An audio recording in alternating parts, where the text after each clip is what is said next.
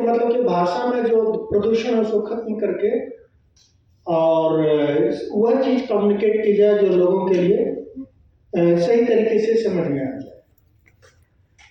Language bureau of authority India में हुआ करती थी, जो कि ये चीजें करती थी, लेकिन अब वो भी नहीं रही। तो जब हम बुद्धम शरणम गच्छामि बोलते हैं तो इसमें भी बहुत सारा प्रदूषण आ गया। इसलिए करोड़ों लोग बुद्धम शरणम गच्छामि बोल रहे हैं, लेकिन बुद्ध हमारे अंदर नहीं आ रहा। रीजन इस पर हम अलग से चर्चा कर लेंगे, आज इस पर हम बहुत ज्यादा डिटेल में नहीं जाएंगे। दूसरा चीजें जो बोलेंगे कि जो हमारा भाषा का जो प्रदूषण है उसमें बाबा साहब ने एक वार्निंग दी थी कि पॉलिटिक्स ऑफ कंडेमनेशन। तो हम निंदा में ज्यादा जाते हैं। Just think about it. आप व्यक्तिगत तौर से आप सभी लोग एक प्रयोग कर सकते हैं कि हमारा सुबह से लेकर के शाम तक 24 घंटे का हम एक दिन मान लेते हैं, तो हमारा दिमाग कितना बिजी रहता है किसी की निंदा में, गलत चीजों में। ये क्या है? यह कहीं न कहीं से हमारे दिमाग को, हमारी भाषा को इस तरह से डाइवर्ट किया गया है कि हम कंडेमनेशन में ज्यादा जाते हैं। हमारा ऑटोनोमस मनुष्य होने का बाप जब बुद्धम शरणम गच्छामि बोल रहे हैं तो हम तो अपने आप को पहले समझेंगे ना, अत्यधिको भाव। जब खुद को समझने का प्रयास करते हैं तो फिर कहाँ हमारा एनर्जी कहाँ वेस्टेज हो रहा है, और हमारे एनर्जी वेस्टेज को मॉनिटर कौन कर रहा है? हम अपने आप को क्यों नहीं देख पा रहे हैं? ये सारी चीजें गहन स्टडी का मैटर है। गहन स्टडी मतलब खुद क्या स्टडी? मेरे कहने का मतलब नहीं कि यूनिवर्सिटी कॉलेज में जाकर के, यही ध्यान है। तो हमारा जो इस तरह से चीजें हो रहा है तो उस पर भी मेरा प्रयास रहता है। बेसिकली इकोनॉमिक्स पर पुराने साथी लोग जानते हैं, बच्चों को पढ़ाने का हमारा काम नहीं है। I am talking individually, personally. बड़े लोग जिनके बच्चे हैं उनकी जब वो अगर चीजों को समझ गए तो हर माँ बाप चाहता है कि हम अपने बेटे को, अपनी बेटी को वह चीज दें जो हमारे जीवन में सबसे बेहतर चीजें हैं। माता पिता के पास ही गड़बड़ चीजें पड़ी हुई है तो बच्चों को देंगे क्या? बात पैसे की और संपत्ति की नहीं है, बात समझ की है, जो बुद्ध जी कर रहे हैं, महात्मा बुद्ध कर रहे हैं, फुले कर रहे हैं, बाबा साहब कर रहे हैं, उसकी है। तो इस तरह से जो हम शिक्षा पर जो अपना जो नजरिया है हमारा, यह है कहते अनपढ़ होने में कोई बुराई नहीं है, लेकिन गलत पढ़ लिया तो पूरी जिंदगी चौपट हो गई ना। और आदमी के दिमाग का कोई ठिकाना नहीं है, कब बदल जाए और कब बुद्ध बन जाए इसका भी कोई ठिकाना नहीं है। और बहुत सारे लोग हुए हैं, हम सब लोग जानते हैं। तो एक तो यह है कि हमको linguistic pollution, politics of condemnation से बच करके रहना है। इस पर हम अलग से चर्चा कर लेंगे कभी। आदरणीय अध्यक्ष महोदय कभी जैसे बता रहे थे प्रोफेसर साहब के प्रोग्राम होगा तो देखेंगे। रिएक्शनरिज्म, प्रतिक्रियावाद, ये किसने हमको सिखाया है एजुकेशन में कि प्रतिक्रिया देनी चाहिए?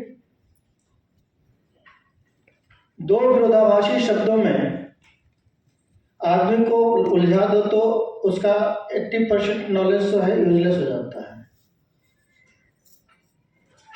आदमी अपनी पूरी जो है, जो उसकी जो सेंसेस हैं, केवल जो फीलिंग होती है उसको 10% ही लैंग्वेज में बोल पाता है, 90% बातें अनके ही रह जाती हैं। तो ये सारी जो चीजें हैं उसमें हमारी एजुकेशन कहाँ तक जा रही है, कहाँ तक? एक बुद्ध के शरण में ही रह जाने से हमको ये सारी चीजें मालूम होती हैं। ज्ञान के शरण में ही जाने से मालूम होती है। और बुद्धम शरणम गच्छामि जब हम बोलते हैं तो हम क्या समझते हैं? हम किसी मूर्ति के शरण में जा रहे हैं, किसी वस्तु के शरण में जा रहे हैं, किसी व्यक्ति के शरण में जा रहे हैं, किसके शरण में जा रहे हैं? मैं एक लिंग्विस्टिक पॉल्यूशन का एक छोटा सा उदाहरण दे रहा हूं। ये हम बुद्ध ने तो कहा था कि व्यक्तिवाद के विरोध थे, पूजा पाठ के, मूर्ति पूजा के विरोध में थे, बाबा साहब भी थे। और जब बोल रहे हैं हम कि बुद्धम शरणम गच्छामि, तो इसका मतलब क्या है? विषय के शरण में बुद्धम शरणम गच्छामि, अंग्रेजी में हम जब इसको सुनते हैं तो बोलते हैं कि surrender to the knowledge field, knowledge field. तो मतलब ज्ञान के शरण में जाने की बात है। और ज्ञान के शरण में जा रहे हैं तो उसको हमको फिर वो हमारे सेंस में आता है कि नहीं? जब हम बुद्धम शरणम गच्छामि बोल रहे हैं तो उस समय हमारे दिमाग में क्या पिक्चर बनती है? ज्ञान के शरण में जाने की पिक्चर बनती है या नहीं बनती है? ये हमने आपको एक एग्जाम्पल दिया है लिंग्विस्टिक पॉल्यूशन का, जो हमको दी गई है। कहा गया है कि हम पैदा हुए तो हमारे पास अल्फाज नहीं थे, आवाज नहीं थी, और यहाँ जो कुछ भी सीखा है हम यह धरती पर आकर के सीखा है। मार्टिन लूथर ने बोला। और हम इस समाज का प्रोडक्शन है, उत्पाद है। जो सीखा, जो जाना है, उसको समझना ये बुद्धत्व का काम है। और जब हम बात बोलते हैं बुद्धम शरणम गच्छामि, तो यह बात हमारे अल्फाजों में, हमारे व्यवहार में, हमारे बात में दिखना चाहिए। Now coming back to my introduction, मेरे इंट्रोडक्शन के बारे में जो बात कही गई उस पर मैं थोड़ा सा बात बोलूंगा, फिर उसके बाद मैं चीजों को वाइंड अप करूंगा। देखिए, मुझे लोग जानते हैं सीनियर इकोनॉमिस्ट के नाम से, और कॉमनवेल्थ गेम में जो घोटाला हुआ था उसको मैंने उजागर किया था। इकोनॉमिक्स का जो सब्जेक्ट है उसके बारे में लोग जानते हैं, सारी दुनिया जानती है। तो वो बजट, मैंने बाबा साहब का स्पीच सुना था बॉम्बे प्रेसिडेंसी में, उन्होंने एक बार स्पीच दिया था। तो उनका जो जितने भी उनके डिस्कशंस थे वो सारे प्रिंटेड हैं, वहाँ से हमको वो बात समझ में आई। और बहुत सारे काम हुए हैं जो उसको उसमें नहीं है, क्या नाम है, जिसके बारे में लोग नहीं जानते हैं। ये बजट जो बनता है उसके लिए एक सर्कुलर होता है, बजट सर्कुलर गाइडलाइन होती है, लॉ होता है, तो उससे बनते हैं। तो उसमें जो है बहुत सारी त्रुटियां थी। मैं सिर्फ एक स्टेट की बात नहीं बोल रहा हूँ, आप लोगों को आश्चर्य होगा। इंडिपेंडेंस के बाद से कई सारे तो ऐसे स्टेट हैं जहाँ पर जो बजट का गड़बड़ सड़बड़ ही चल रहा था। वो कहानी यहाँ कहने से बहुत लंबा हो जाएगा, पहले हमने भाषणों में बोला इसके बारे में, वो डिटेल में, लेकिन वो जो है हमने करवाया, और वो करवाए वो बहुत ज़्यादा जगह बिना शोर शराबा का कराया। लेकिन हाँ, उसमें बहुत सारे हमारा सरकार के साथ हम टेबल पर डिस्कस करते थे। सरकार के उधर 7-8 ऑफिसर होते थे, हम लोग भी 4-5 ऑफिसर होते थे। हम 4-5 भी तैयारी करके जाते थे, और तैयारी करके, ये श्रवण संस्कृति है। What we are doing, it is a श्रवण संस्कृति, प्रैक्टिकल। ये कोई थियरी पढ़ करके नहीं करने का। बजट कैसे बनता है, एलोकेट होता है, उसके बाद डिस्बर्स होता है, फिर यूटिलाइजिंग एजेंसी को जाता है, वो यूटिलाइजेशन सर्टिफिकेट बनाता है, किसको दिया, बनाने में कहाँ गड़बड़ी किया, खर्च करने में कहाँ गड़बड़ी किया, और गड़बड़ी किया तो बोलेंगे कौन हो आप, आपको ऐसा कैसे हो सकता है, ये कागज नहीं देंगे। आप लोगों को आश्चर्य होगा, आज तक तो किसी ने कहा नहीं। हमने महाराष्ट्र की बात बोलेंगे या छत्तीसगढ़ की या गुजरात की कह दी, हम कागज मांगेंगे तो कोई ऐसा थोड़ा बहुत इधर उधर करते हैं, लेकिन जब उनको मालूम हो जाता है कि बिना दिए काम नहीं चलने वाला, देना ही पड़ेगा, तो दे देते हैं। सरकारी नौकर को अपनी नौकरी बहुत प्यारी होती है। और जो इस फाइनेंस के मामले में जो लोग बैठे हुए हैं उनसे हम लोग ले लेते हैं।